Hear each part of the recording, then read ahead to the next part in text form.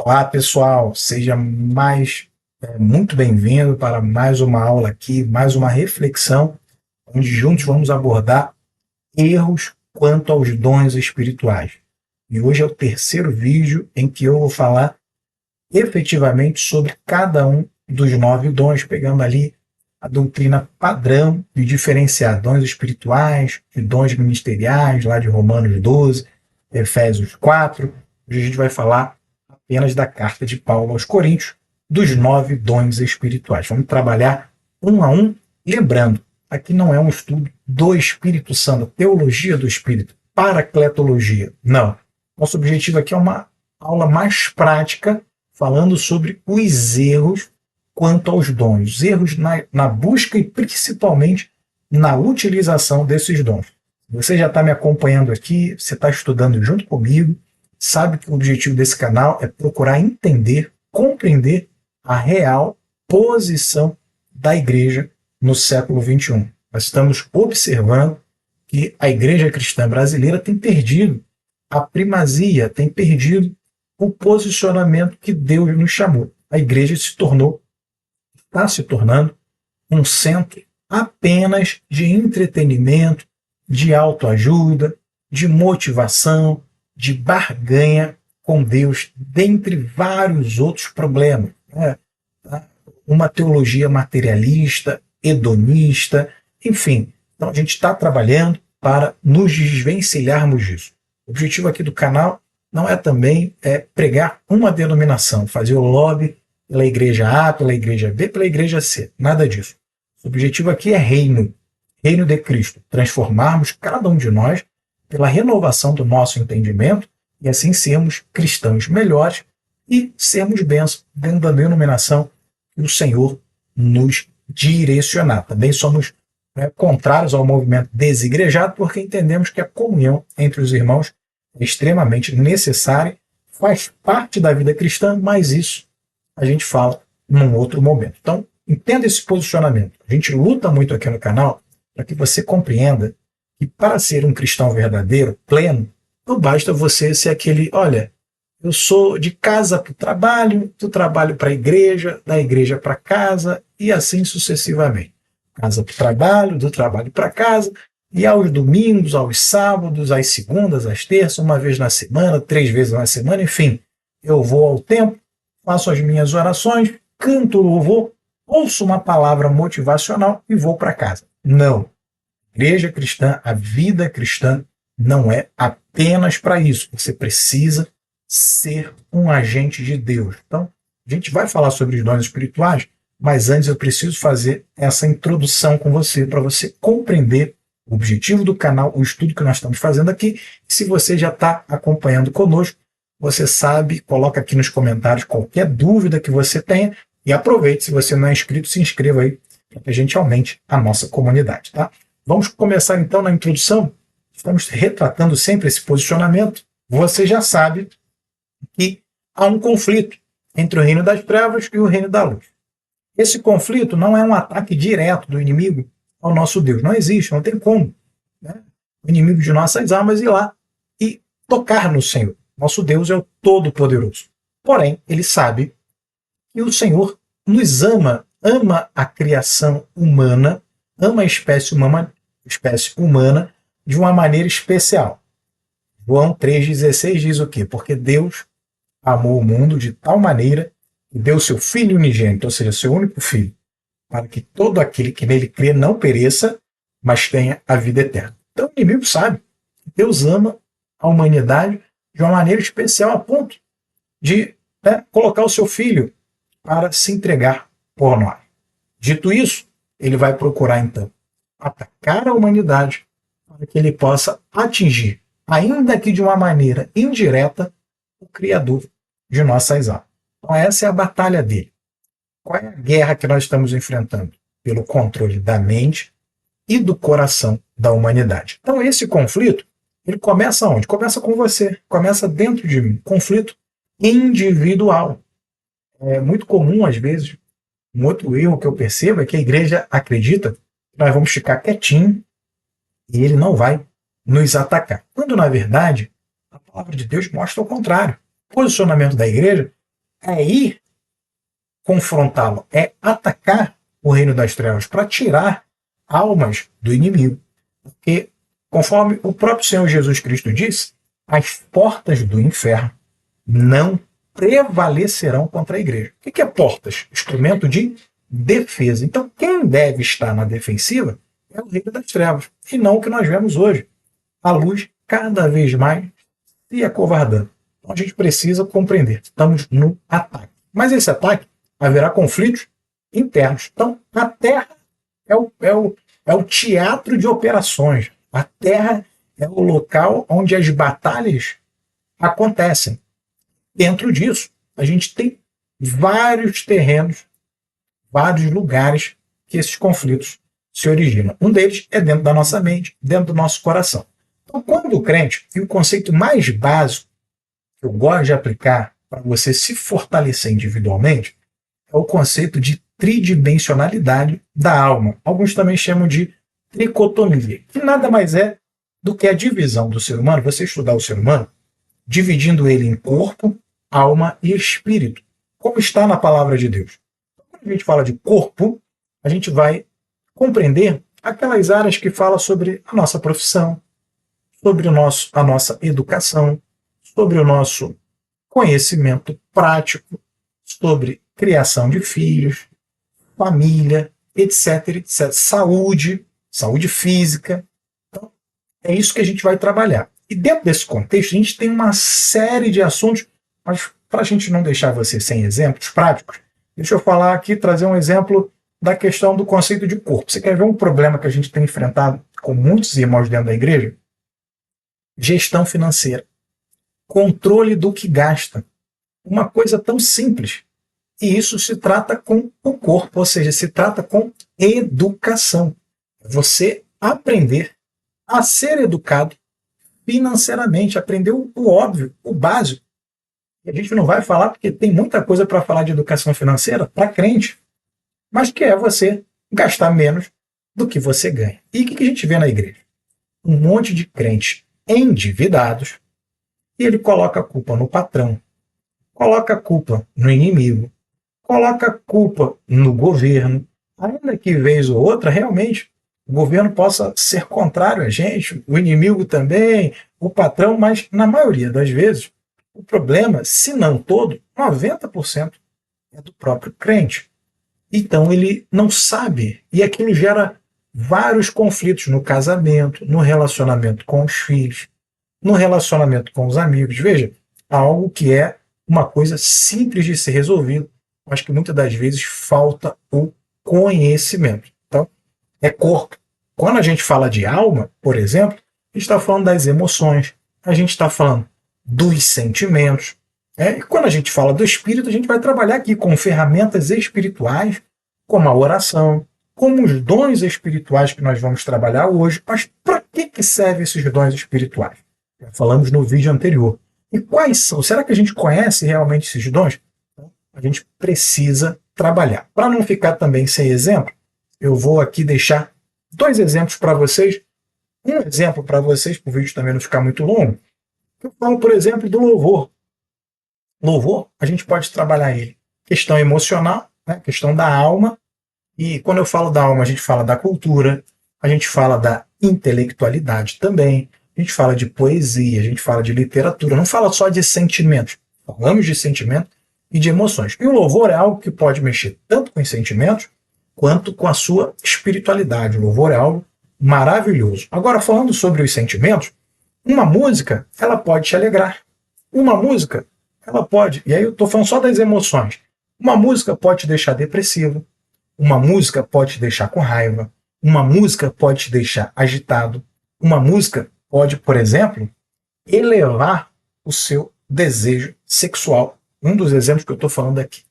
E olha que coisa interessante. Muito cristão, às vezes, ele diz assim, quer saber de uma coisa? Eu não vou ouvir nenhuma música secular. Lá em casa só vai entrar hinos, né? Só vai entrar música. E ele não sabe a separação.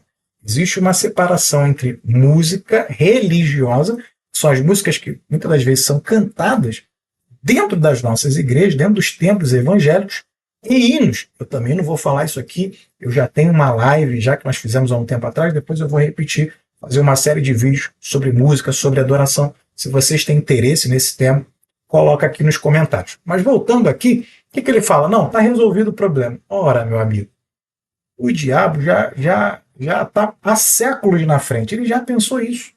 Então ele coloca músicas profanas, e a gente vai trabalhar o conceito de música profana, música divina, mas ele coloca músicas profanas com roupagem, com letras religiosas, evangélicas, gospel, etc. E aquela música te leva a uma depressão. Aquela música te leva a um desejo, né, de buscar a prostituição, por exemplo, e você está batendo palma porque ali tem uma roupagem religiosa. Então veja o perigo de você não saber se posicionar, não entender a sua real posição na igreja. Então, quando a gente fala de indivíduo, a gente tem que primeiro trabalhar esses conceitos de corpo, alma e espírito. Depois desse conflito, vai para a sociedade, para a sua vizinhança, e a gente fala das instituições, como o inimigo tem atacado as instituições. Que instituições? São várias. Por exemplo, família é uma instituição. Por exemplo, denominação, igreja. Igreja somos nós, mas a gente chama as denominações de igreja. Então, igrejas são instituições que estão sendo atacadas. Como que o inimigo ataca? Sorrateiramente, trazendo doutrinas, que a Bíblia vai falar, doutrinas de demônios. E como o povo não conhece, não entende, não tem o discernimento, que é o dom que eu vou falar mais aqui hoje, talvez, ele acaba recebendo aquilo tudo e a gente fica sendo anestesiado todos os domingos, toda semana na igreja, porque a gente está sendo levado a banho-maria. Então, as instituições são atacadas. A escola é uma instituição. Tá? Hollywood, por exemplo, é uma instituição. A ONU é uma instituição. Enfim, então, quando você fala de instituições, isso tem um contexto muito variado e o crente precisa estar atento a isso. E o último nível de batalha, antes de chegar, né, na batalha espiritual mesmo, mas no terreno aqui ainda, a gente compreende que há uma batalha, há uma guerra, uma luta pelo controle das nações. Quando eu falo nações, não é só o governo político, mas o governo de todos que têm autoridade ou influência. Então é preciso que se levante pessoas com compromisso para falar, utilizar a internet e vários outros meios de comunicação para que a gente levante pessoas com essa finalidade, sermos uma influência abençoada por Deus. Então veja, demos um contexto geral, então vamos entrar aqui agora nos dons espirituais. Então eu não posso falar de dom espiritual, dos erros de dom espiritual, se eu não compreendo o contexto que a igreja tem que estar. Então a igreja, ela precisa ser um agente de Deus. E para ela ser um agente de Deus, o Senhor nos outorgou ferramentas ou armas espirituais. Então, quando a gente fala de dom, estamos falando de ferramentas. Algo que vai revestir você de poder. Então, quando você aceita Cristo, quando você é um cristão, você é vestido com o poder de Deus. Quando você tem os dons espirituais, você é revestido com uma ferramenta, ou seja, é como se fosse dobrado o poder de Deus. Não é bem isso, mas você já entendeu. Você é mais preparado, né, quando você exerce dons espirituais. E por que a gente fala de dom? Porque dom é algo que você faz com certa influência, com certa facilidade, com certa capacidade. Então, por exemplo, quando a gente fala de dom de curar, qualquer crente orando a Deus e exercendo a sua fé, Deus pode usá-lo como um canal de cura para qualquer pessoa. Agora, quem tem o dom, isso vai se manifestar de uma forma mais contínua, mais rotineira. E tem aquela pessoa que vai orar por 10 pessoas e 7 serão curadas. Não se apegue a números, tá? Não há uma proporção aqui. Estou dando um exemplo. E você que é um irmão comum, que não tem aquele dom, comum não, né? Todos os cristãos são iguais, mas não tem aquele dom de cura, por exemplo, você vai orar por 10 pessoas e uma será curada. É claro que isso não depende de quem está orando.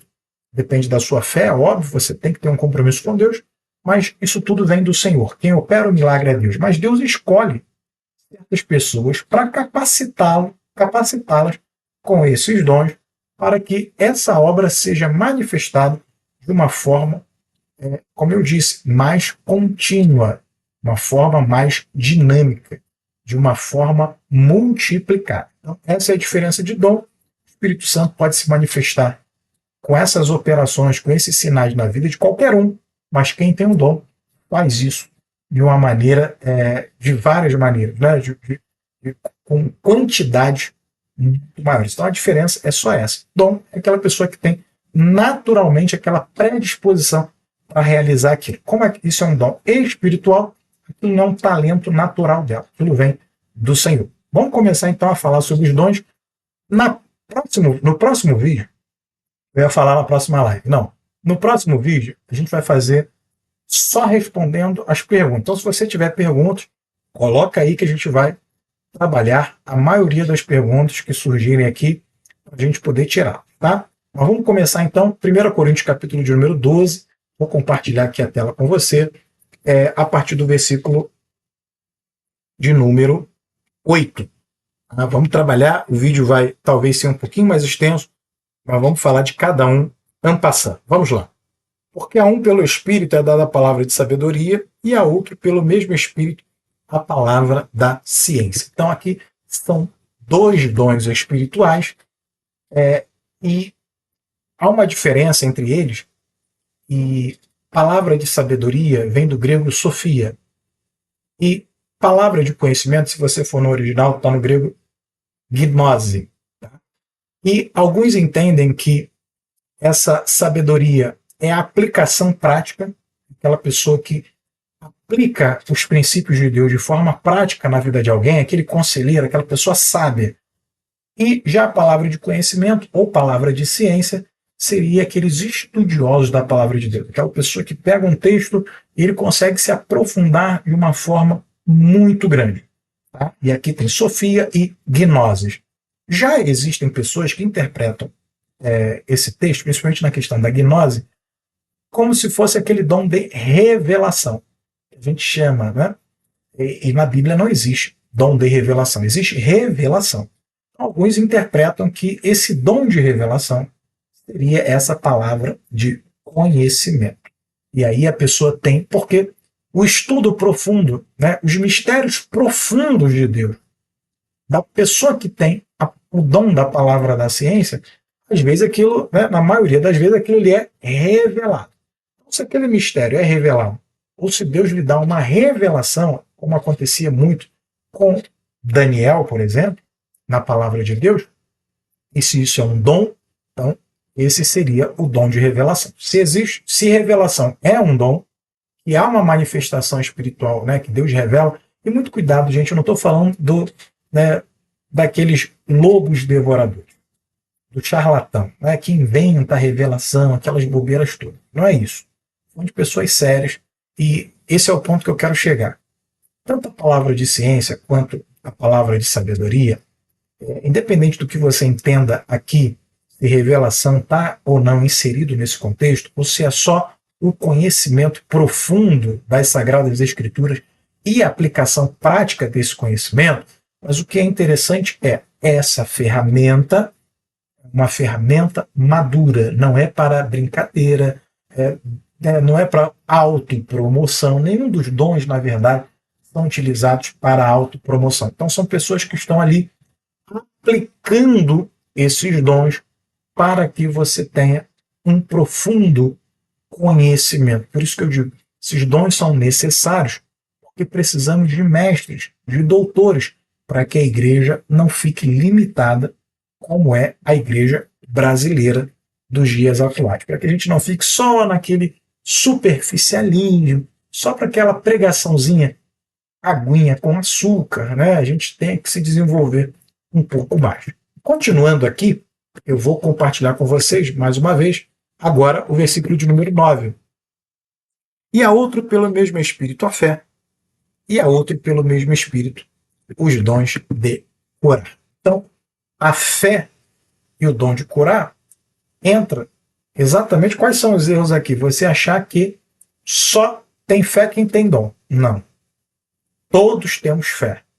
Agora, quem tem o dom da fé, assim como o dom da cura, todos podemos orar. Não só podemos, como devemos. Né? A Bíblia nos ensina, estando entre vós alguém enfermo, chame os presbíteros da igreja para orar. E aqui presbíteros no sentido de obreiros, homens e mulheres separados por Deus para, né, realizar tal tarefa. Então, os dons de curar, eles são realizados por pessoas que têm essa predisposição. Mas a cura pode acontecer com qualquer oração, e principalmente a fé. E qual é o grave erro aqui? São dons que são para fora. Pessoas que querem usar o dom de curar, o dom da fé, dentro da igreja. Olha, tragam todos aqui para serem curados. Claro que se você tem gente da igreja enferma, você deve ali na hora do culto fazer uma oração. Mas por que você não sai da igreja e vai nos hospitais? Vai na rua se você tem o dom de curar? Por que limitar a cura, o milagre, só na hora do culto? Por que fazer um proselitismo? Por que fazer uma propaganda de quem tem o dom de curar? E a pessoa vem, não, eu não estou fazendo propaganda. E você sabe que está. Você percebe que ali, né, é toda uma jogada para que o nome daquela pessoa, o nome daquela denominação, daquela igreja, seja estabelecido acima até do que o dom, do que o nome do Senhor. Então, cuidado, isso é um erro grave.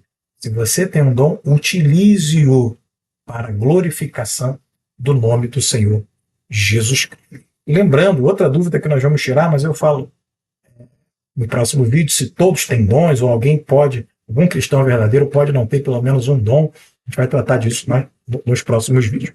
Vamos continuar aqui. Versículo de número 10. E a operação de maravilhas, profecia, discernimento de espírito, variedade de línguas e interpretação das línguas. Então vamos começar aqui por parte, porque esses são os 5 últimos dons. Vamos falar aqui sobre operação de maravilhas e profecia. Então, maravilhas, sinais, prodígios, nós chamamos hoje de milagres.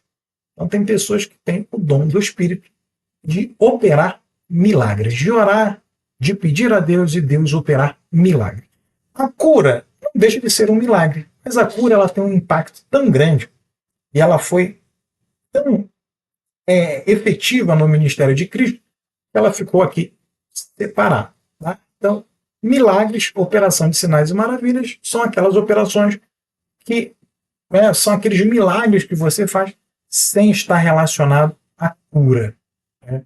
Você pede a Deus para fazer algo impossível e Deus faz.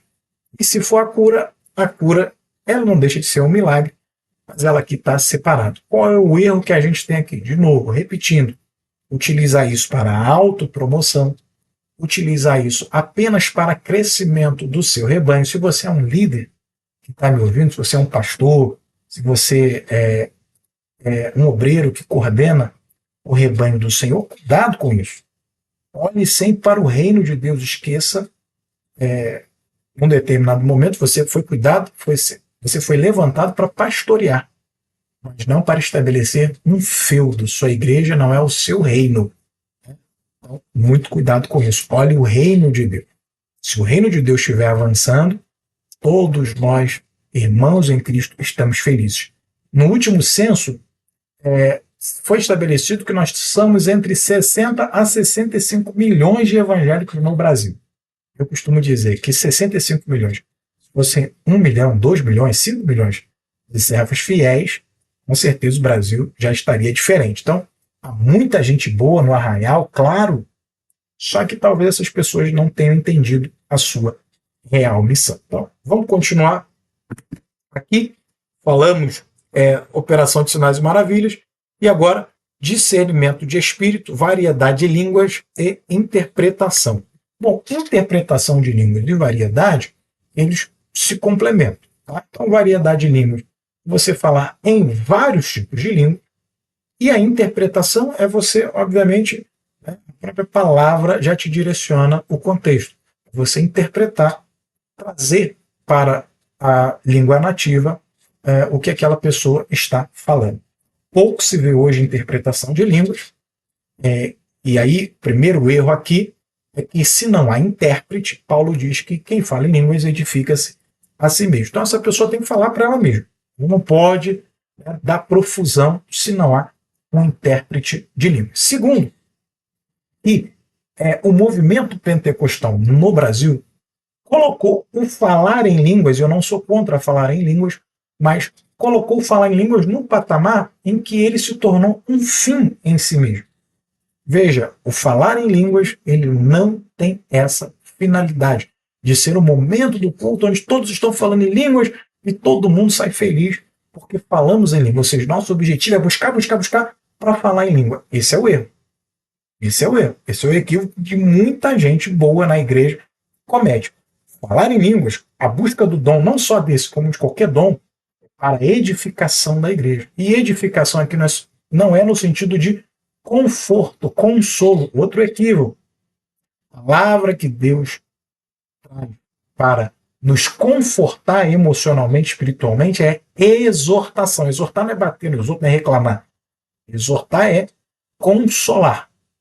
Agora, edificação significa crescimento, amadurecimento, aprofundamento espiritual, intelectual.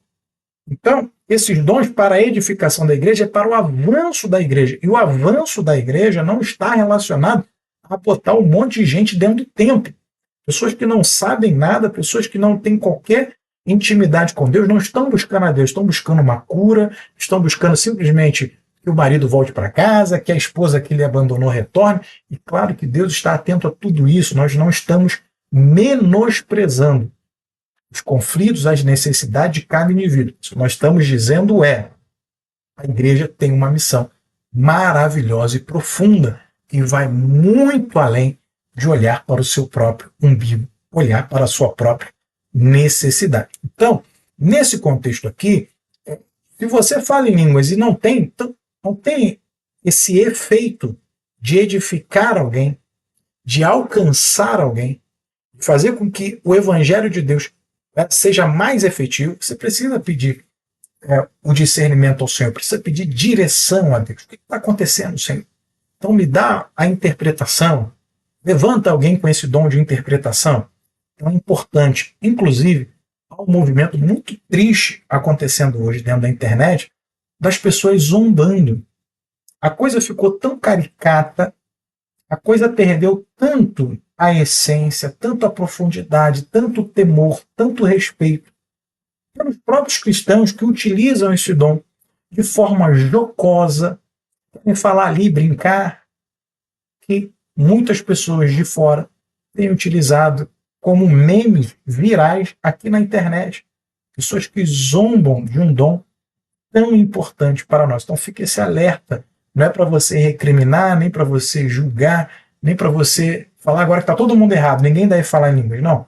Para você ensinar aquela pessoa que talvez está buscando, está falando em línguas, né, com a maior boa vontade, boa intenção, ele tem um dom maravilhoso na mão dele, mas ele não está usando. Então falar em línguas é um dom que tem uma utilização que não se limita só a ficar falando ali na igreja, língua que ninguém entende, língua dos anjos, etc, etc. A gente fala disso num outro momento. E para a gente finalizar, um dos dons, não existe aqui, gente, dom melhor ou pior, mas eu acho que um dom muito deixado de lado, e que é o dom do discernimento de espírito. Você compreender, é você discernir, é você entender o que é de Deus ou não. Lembra do que eu falei do início do vídeo? Na música, é você entender que música religiosa, que música evangélica, que música que está sendo cantada, ela está vindo do Senhor ou não. Lembra da guerra que eu falei, das batalhas pelo controle das nações? Então, você vai entender quais são as ideologias hoje que nos atacam, que afetam. Tem aquele cristão que ele diz assim, olha, eu não devo falar sobre política. Meu Deus. A igreja não vai te direcionar, olha, vote no candidato A, B, C ou D. Mas como um cristão inteligente, você precisa entender não só a política, como a geopolítica, os conflitos internacionais, os conflitos nacionais, porque tudo isso é influência.